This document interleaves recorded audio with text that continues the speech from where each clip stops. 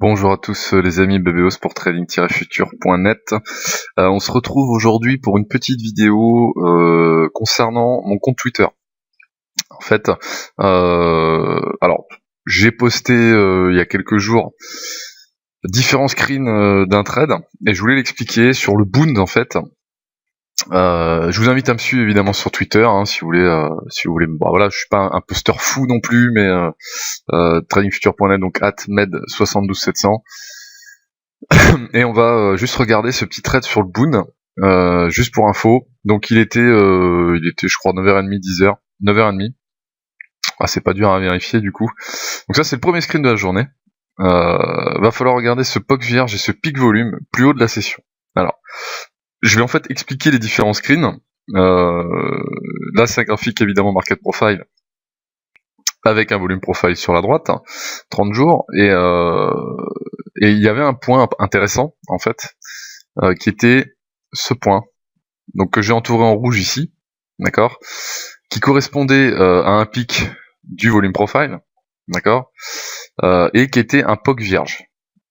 Le POC vierge, c'est la ligne bleue, d'accord, c'est la ligne bleue ici, et le pic volume profile, c'est la ligne verte tracée automatiquement ici.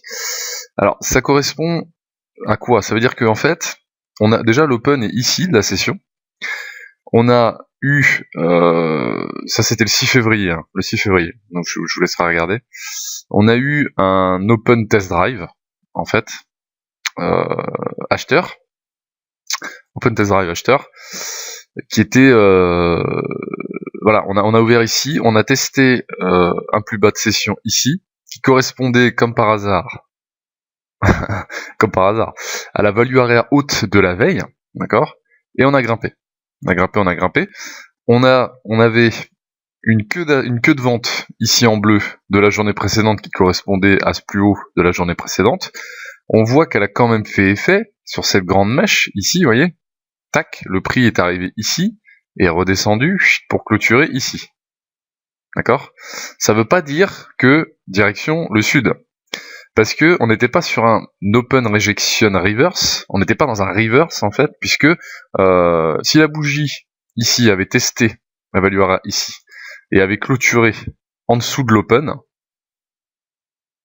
oui, on aurait pu penser à une descente vers au moins la clôture VWAP de la veille ou au moins le POC de la veille, mais ça n'a pas été le cas. Donc l'objectif ici, c'était de la continuation.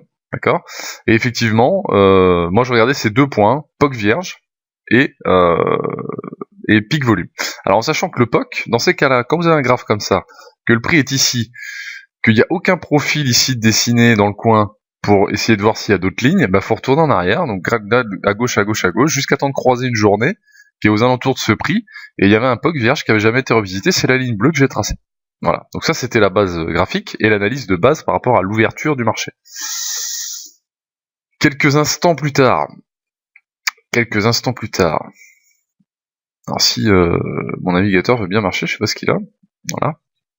Donc quelques instants plus tard, je poste un script de Bookmap en disant c'est là que les gros ordres sont arrivés, plus de 2500 contrats comme par hasard. Alors 2500 contrats acheteurs, d'accord, qui sont représentés par ce volume dot de Bookmap, par tout ce gros paquet de liquidités qu'il y a ici. Il y a une forte pression sur le marché, effectivement, au bid, mais à l'asque, on a quand même des ordres limites qui sont assez évocateurs, et on le voit dans le volume ici, qu'on a passé beaucoup d'achats. Donc, comme par hasard, évidemment, c'est le point que je regardais depuis le début, qui est touché, et c'est là où il y a la plus grosse activité, de la matinée, en fait. Donc c'était ça qui était assez intéressant. Et donc, évidemment, on reprend le screen précédent, je vous rappelle, donc vous pouvez retourner en arrière sur la vidéo, mais là, c'est quelques minutes plus tard, comme par hasard, le prix que j'avais entouré avant, eh ben regardez, on est arrivé sur ce prix, on a fait une mèche, une deuxième mèche, et là on est déjà ici. Donc 162, attendez, 162, je sais plus. Attendez, on va regarder le screen précédent. Oui, 162,84. 162,84. 162,84, et on a dû faire un pic aux alentours de 162,90, d'accord, et pour ensuite redescendre à, là on est à 100, on cotait à 162,78, d'accord. Et donc une fois que ça c'est fait, j'attendais un pullback ici, d'accord, pour ensuite remonter. Donc je m'étais positionné à l'avant dans un open test drive acheteur en scalp rapide, d'accord.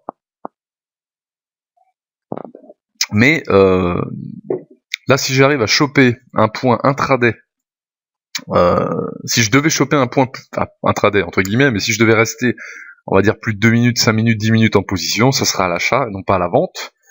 Donc ça serait plutôt sur ce pullback de cassure de queue de vente, cassure de queue de vente, un pullback dessus pour pouvoir ensuite acheter. Et donc là je précise, hein, Boon des bookmaps, évidemment. Voilà. Boon et bookmap, donc effectivement voilà, la pression continuait, d'accord, hein, je suis rentré à 162,84, la pression continuait, et résultat des courses, voilà, donc nous sommes malgré tout dans un open test drive, attendons le pullback sur cette queue de vente pour aviser un achat. Donc là j'ai clôturé ma position, je suis resté un moment en fait en position, hein. Je vous dis une bêtise moi du coup, ouais, parce que le trade a déjà, on est le 14 février, hein, donc le trade a 8 jours, hein. Donc c'est pour ça revenir en arrière, voilà, mais je voulais absolument commenter cette série de screens, elle est vraiment intéressante. Et donc, voilà, donc je le précise, nous sommes malgré tout dans un open test drive, alors j'ai pas précisé acheteur, par haussier, attendons le pullback sur cette queue de vente pour aviser un achat. Donc la flèche, ici, et vous voyez l'entrée en position, ça c'est ce que j'ai entouré depuis 8h30,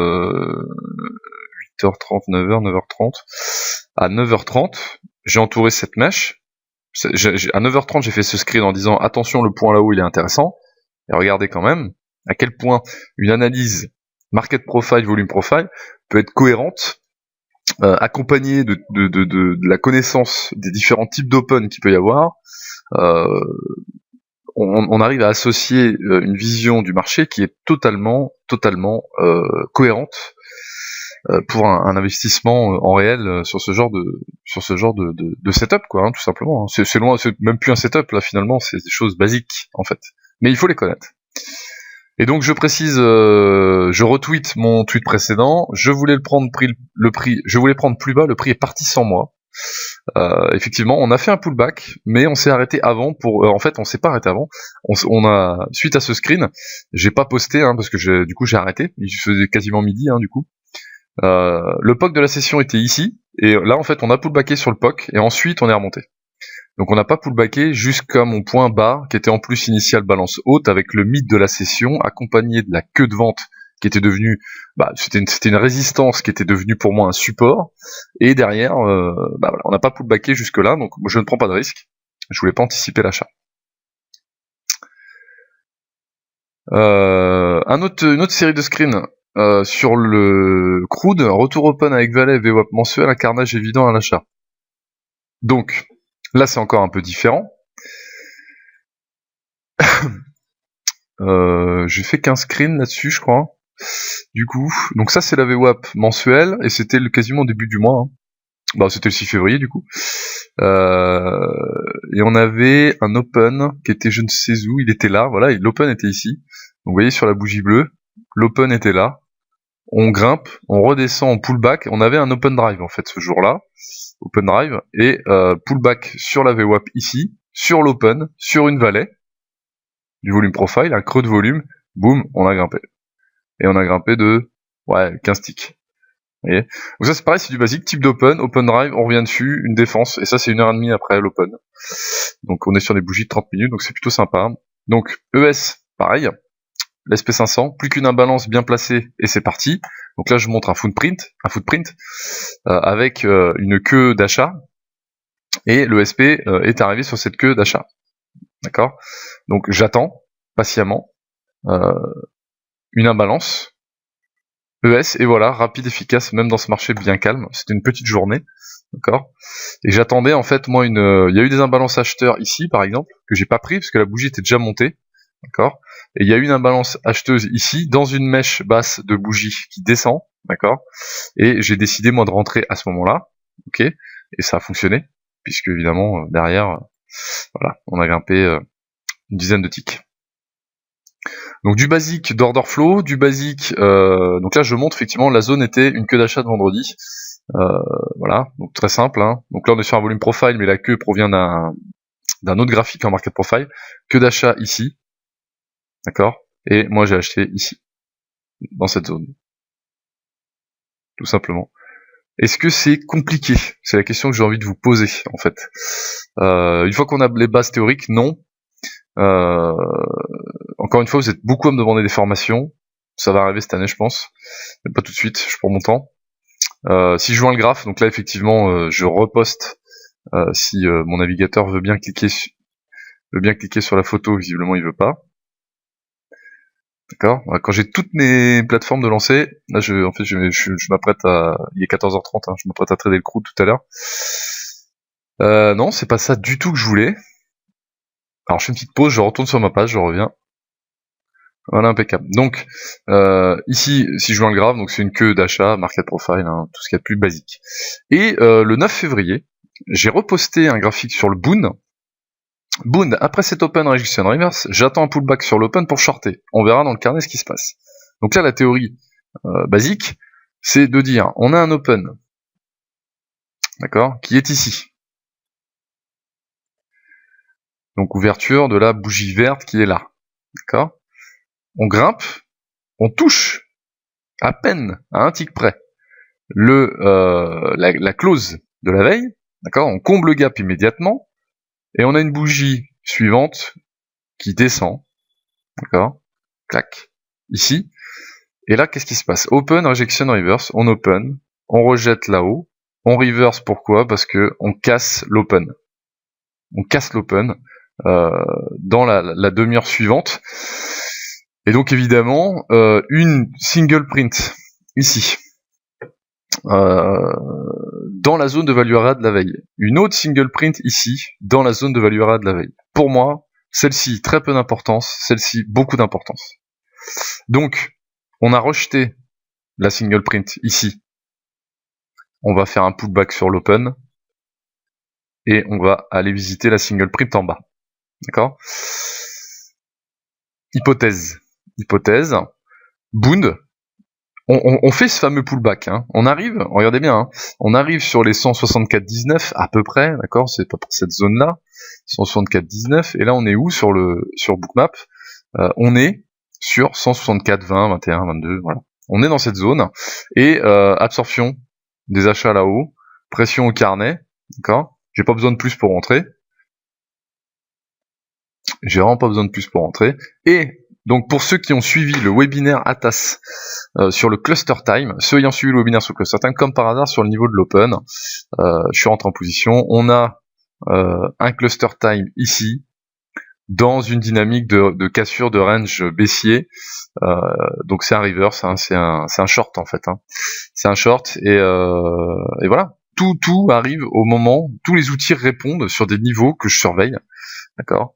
Boon, la pression continue, donc là, sans commentaire, hein, voilà, je suis rentré là, la pression continue, il n'y a pas de souci, ok, et Boon, suffit de regarder le trade de ce matin, donc ça c'est plusieurs heures après, hein, c'est même la fin de journée, du coup, suffit de regarder le trade de ce matin pour comprendre que les bons outils, c'est pas sorcier, d'accord, toujours avec un peu d'humour, open, réjection, reverse, je l'avais annoncé, d'accord. Et moi j'avais annoncé avec une flèche ici en disant tac, on touche ici et on redescend ici. Bah, c'est ce qui a eu lieu. C'est ce qui a eu lieu. C'est ce qui s'est passé. Alors un petit peu évidemment dans le désordre. Hein. C'est assez rangé comme journée, plutôt balancé. Mais c'est ce qui s'est passé. C'est ce qui s'est passé. La zone de single print qui avait moins d'importance pour moi a bien eu un effet dévastateur. Là où effectivement on a bien pullbacké sur l'open ici et on est redescendu ici, on est revenu encore sur l'open et on a repullbacké pour aller toucher, enfin on a repullbacké sur l'open et on est allé encore faire un plus bas sur la zone de single print qui pour moi avait le plus d'importance, c'est celle-ci, parce qu'elle était plus grande, d'accord, plus près, elle était plus grande, tout simplement en fait. Hein. La priorité c'est celle-là. Il y avait voilà, donc il y a eu une grosse défense sur ces singles, sur une grande journée aussi, parce qu'en fait les singles que vous voyez en bleu ici et ici ont été dessinés par cette bougie et par cette bougie. D'accord? On a de gros acheteurs ici qui sont positionnés, qui ont fait accélérer le prix, et le prix n'est jamais retourné sur ces niveaux dans la journée. Et quand on revient le lendemain dessus, boum, défense, et on regrimpe. Et vous voyez la grande mèche ici, là, elle est assez sympa à regarder. Voilà les amis, j'ai envie de dire, quand on a les bons outils, et que on a un petit peu d'expérience, voilà, enfin c'est pas de question d'expérience, c'est une question de se tenir aux outils qu'on utilise, essayer de se convaincre évidemment que ça fonctionne, et essayer aussi de se convaincre que quand on regarde la bonne chose, bah ça fonctionne, et qu'il y a d'autres outils en parallèle qui sont qui nous donnent la confirmation du signal, etc. Ça permet évidemment d'être serein sur les marchés, tout simplement. Donc je vous dis à très bientôt, n'hésitez pas évidemment, trading-futur.net, à me suivre sur le site, sur le forum, sur YouTube, sur Twitter, @met72700, vous avez ici, il n'y a pas de souci. On peut échanger également sur Skype, mon Skype c'est Babéos. Je vous dis à très bientôt les amis, ciao ciao.